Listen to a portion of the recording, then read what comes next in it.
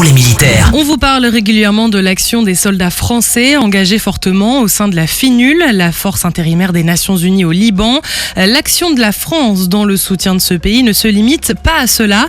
C'est ainsi que la ministre déléguée Alice Rufo a remis officiellement 39 véhicules de l'avant blindés aux forces armées libanaises, promis par le président de la République Emmanuel Macron.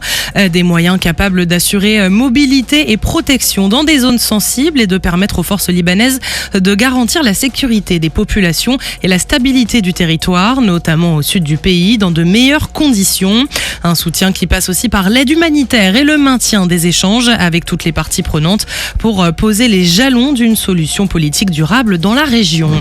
Les unités poursuivent leur entraînement opérationnel sur terre, en mer et dans les airs, comme ces artilleurs parachutistes du 35e RAP avec un exercice aéroporté ou avec l'aide du 1er régiment du train parachutiste où ils ont pu procéder au largage de fardiers avec des mortiers de 120 mm depuis un A400M avant la mise à terre des équipes. Au sol, ils ont travaillé l'étape complexe de la réarticulation qui consiste à rejoindre rapidement une zone qui assure plus de sécurité avant de mettre en œuvre les mortiers pour des tirs simulés cette fois. Une coordination qui ne s'improvise pas. L'exercice Bassex se déroule actuellement sur l'ensemble des bases aériennes françaises. Organisé une fois par an, il mobilise tous les aviateurs pour tester leur capacité de réaction face à des menaces multiples.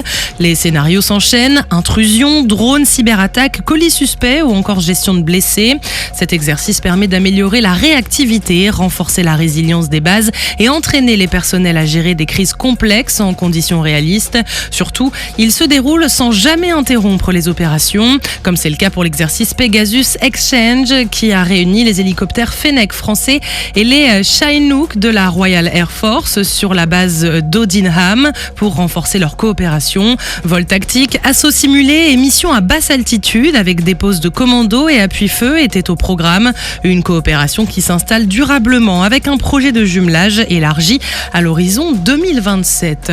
Et un petit point sur une partie des derniers beaux résultats de l'armée de champions. L'agent sous contrat Sandrine Martinet s'est imposée en décrochant la médaille d'or en para-judo lors de la Coupe du Monde à Tbilissi. En para-badminton, Lucas Mazur est vainqueur en simple et 3e en double mix à l'Open International à Tolède en Espagne. En tennis fauteuil à l'Open du Chili, Pauline de Roulède termine vainqueur en simple et en double.